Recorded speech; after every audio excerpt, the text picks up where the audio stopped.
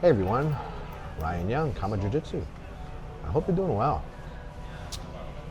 Let's talk about weakness and weakness versus strength. Weakness is opposite of strength and its various forms.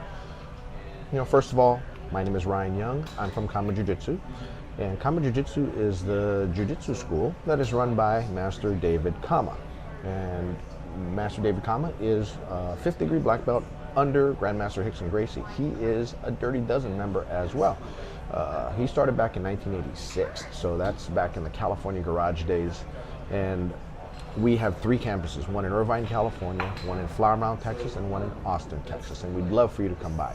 You can also visit us online at KAATAROJujitsuOnline.com, where we have our curriculum online, as well as about 300 videos of all the curriculum pieces that you would need to become effective in your jiu-jitsu. And it doesn't matter whether you already train or whether you're looking to get started training. There's no better place to start than with KAATARO Jiu-Jitsu. So anyway, let's kind of move on to the subject at hand. Weakness. Now, weakness as opposed to strength. Right? If you're strong, you're not weak, and if you're weak, you're not strong. So that's an easy place to start off with the word. Now, there are various iterations of weakness. Right? You can be mentally weak, you can be physically weak, you can have a weak moment, right? Or you can just be a weak person in general. And so what are we trying to do with jiu-jitsu is we're trying to correct at least one weakness in your life. One of the weaknesses is your ability to defend yourself. Now, there are 2 parts to that equation. Your body has to be able to do the motions, and your mind has to be confident that you can do those motions. But here's the thing. Even when you're training, even if you're good in jiu-jitsu, if you're a veteran jiu-jitsu practitioner, you're going to have periods of weakness. Whether it be a moment or whether it be, a moment could be an instant or it could be years. So let's kind of go over some examples. Now, let's say you are under cross-side or mount, or somebody's got their arm around your neck, or they've got their hand around your neck, and you know how to get out, but you don't, because your mind starts playing tricks on you. Your mind starts making you panic. That is, in this case, it's a moment of weakness, and we all have them. The way you get rid of moments of weakness is you just simply go through it again and again and again, to the point where, and it's different for everybody. Sometimes it's 3 times, sometimes it's 3,000 times. But the objective is to get to the point where you're used to it. Because there are many things that you're used to that at one time you were very unsure of. Think about your first presentation. How many of you do presentations for work, right? I do all the time. Look, I'm presenting to you. If you look back at my old jiu-jitsu videos, I wouldn't do them. And when I did do them, the product that you got was somebody who was not very sure of what I was sure, but my presentation was awful. And I was, when I told myself I need to do a video, I'd be kind of weak in that moment, because I'm like, oh, I don't want to do it. What if it comes out bad and all that? And that's just moments of weakness. But I just succumbed to the need to have the video out. So that means I had to conquer that weakness. So I did. Now here I am. I'm relatively calm and relatively at ease in doing videos. I'm sitting in a coffee shop right now, and I feel stupid talking to myself at this point, but everybody sees the camera there. So, but still, I still have that uneasy feeling, but I've gotten past that weakness. Now let's say you enter a tournament and you're confident that you're going to do really well. What happens is you enter that match, and all of a sudden everything just goes wrong. You're not able to do what you had planned to do. You know that this guy or gal is not as good as you, not better than you, and there's nothing they're doing that's surprising you, and nothing that you haven't beaten in the gym. However, in that match, you're just not you. Your mind is just going through a moment of weakness, and that you're not able to do what you're supposed to do. You're just you have no confidence in yourself, you have no confidence in your technique, and you just are weak, and you walk in there thinking, I'm going to lose, which happens a lot. You need to be mentally strong to have that confidence that you're going to win. But a lot of times, if it's something you've never done, you're going to be that person who walks in with the weak mindset, and as a result, you will lose. But here's the thing. When you fall, you have to get up. When you fail, you have to rectify it. A strong person will look at those situations, okay, what did I do wrong? Let me get up off my butt and let me get going. That's what a strong person does. A weak person will go, I knew this was a bad idea. I really shouldn't have done it. And what made me think that I could actually win this thing, let alone win a single match, right? I don't even know what I was thinking, and I don't know why you convinced me to do this. That's what a weak mind would think about. And that's not a person. The person went from a moment of weakness to being weak, because the moment of weakness was not doing what they were supposed to do, but realizing later on, okay, I'm down, let me get back up and let me do it again. Do it again, meaning enter another tournament, right? The inspiration for this video is one of my students who is very good, right? He was a very good white belt. Decided he was going to enter a tournament. Went in confident. He's going to do really well. What happened? He bombed. Now, he didn't get submitted in his 2 matches. He lost 30-something to nothing each match. And this particular individual, very strong-minded, but had a weak moment. After the match was over, said, I'm going to do this again. Went back into the next tournament, maybe a month or 2 later, and out of, I think, 3 matches he had, first match he lost, let's call it 10-6. And it was because he had had a lapse in judgment and ended up doing something that he shouldn't have. Gave the opponent the pass, the mount, and all that. And the opponent got a big jump up in points, even though he was winning. Let alone submit. Maybe it was submitted. He couldn't submit him. Obviously, he lost. He lost 10-6, something like that. And his second match went in and beat the guy. Maybe 10-6. Maybe he won this time. And now that kind of gave him a little bit of confidence, because why? He lost the match, but he realized, let me look at this positively. A strong man or a strong person will look at it positively. I lost 30-something to 0 my first 2 matches in my last tournament. This tournament, first match in, I lose 10-6, but it was only because I made a mistake. Had I not made that mistake, I'd have won this thing maybe 6-0. Second match in the second tournament, he ends up winning it by points, and in the final, goes up against another person that he went up against and was leading 15-0. Had set up an armbar, got to mount, set the armbar up, and time ran out. Probably seconds before he could break the guy's grip and straighten his arm out. But what that did was it showed that he was able to conquer the weakness that he suffered in his first tournament, get back up on his feet, and realize, wait a minute, it's all in the mind here, because I know what I need to know to win, and I just didn't execute. And he did. He executed. Second time around. That's third time around, did another tournament, and was just beating people in his third tournament, and ended up placing, I don't know, second, I think, silver, whatever. But did very well in his third tournament. So now I can tell you, that's what a strong person who has a moment of weakness does. We all have moments of weakness. Moments of weakness, right? We all have moments of weakness. However, the strong person will learn from it and will then act in a strong manner to rectify that error. So that expression, right? Fall down 8 times, get up 8 times, right? That means every time you fail, dust yourself off and try again. You might have to try something a little different. Don't do the same things over and over and over. Instead, try something a little bit different and see if you can improve upon what you did the last time. And if you fail again, just look at it in a way, a strong person will look at it in a way, okay, to what degree did I fail, right? I failed 10 out of 10, but this time I failed 8 out of 10. That's positive. And you do it again. Oh, this time I only failed 5 out of 10. Eventually, you will narrow down your weaknesses from multiple to a single, and then you don't have to beat that one.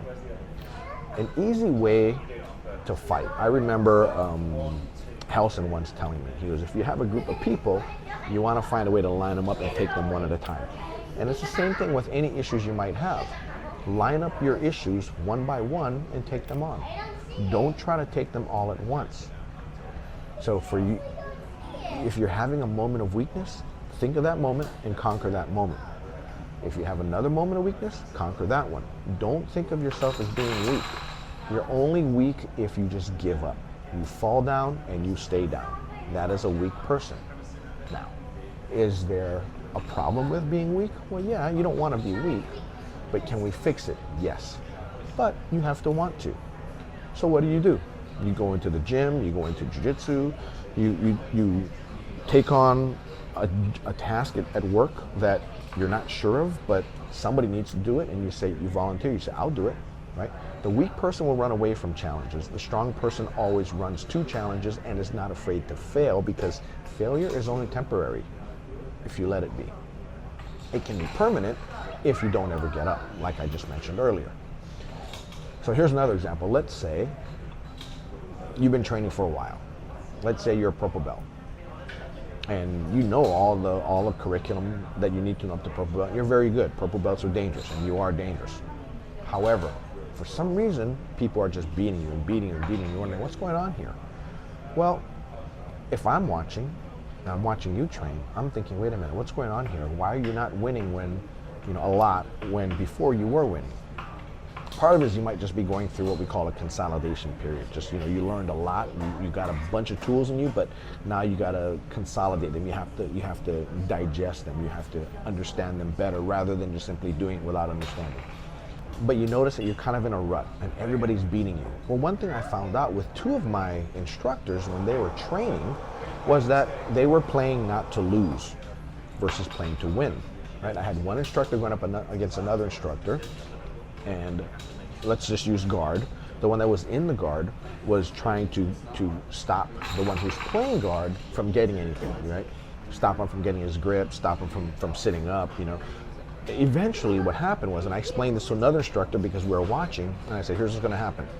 Guy playing guard, you see how he's actively trying to find something. He's probing.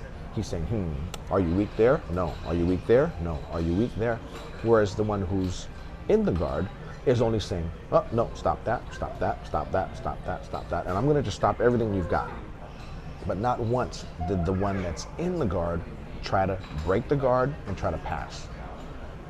So it's a matter of time. So the one who was playing guard just kept probing, finally found the solution, used it, and continued on, and they got back into guard again, and he used it again and again. Why? Because he figured out what that person's weakness was.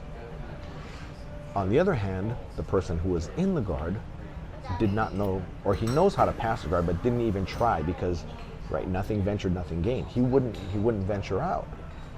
He wouldn't take the risk, because his thought was, if I take the risk, I'm going to either get swept or I'm going to get beat. Like I said, playing not to lose. So what I had to do is I had to talk with him and tell him, look, don't play like that. I need you going for stuff. I need you to try to break the guard. He goes, well, what if I lose the guard? What if I get swept? Then you get back up, we figure out what you did wrong, balance-wise, that made you get swept, and we fix it. And then you try again, and you try again. You need to make it to where the guy playing guard is defending himself rather than just playing pure offense and probing. You want to probe all your guard passing skills. And don't let him probe his sweep and his armbar and his choke skills. The person who's actively going for the win is the one that's going to win. Now, does that mean you don't play defense? Of course, no, you play defense.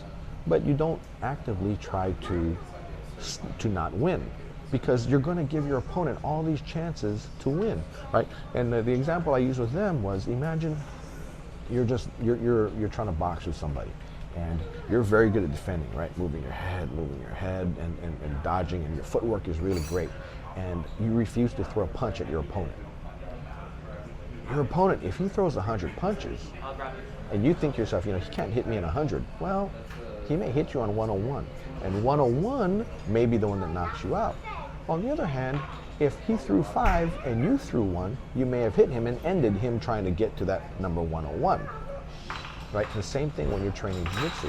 You have to kind of play with your game. So Master Dave would call it me days.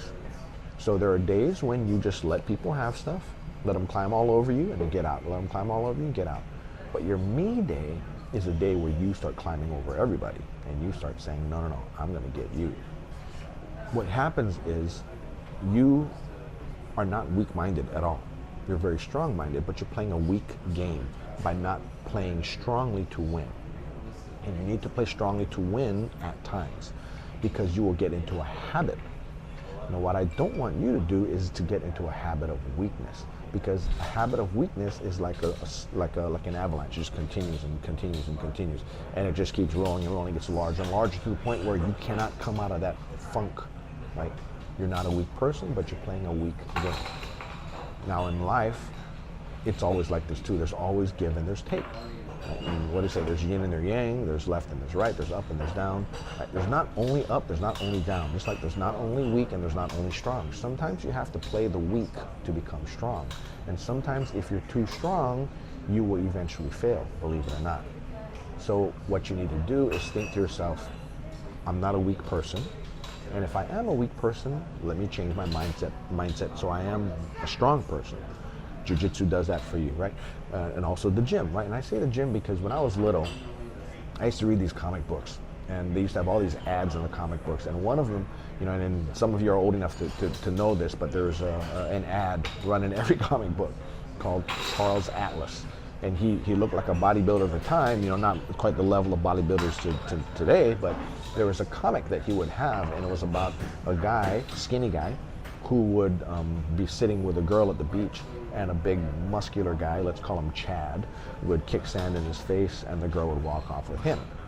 Well, what he did was he got the Charles Atlas program. He started lifting weights. He got himself bigger and stronger. So he's no longer a weak, skinny guy. He's now a muscular, strong guy, and walks up and he kicks sand in Chad's face, and then takes the girl with him, right? And you know, and it's kind of old school in thinking in that girls are that shallow, but they're not. But still, I mean, it kind of gives you the metaphor of what we're trying to go with here.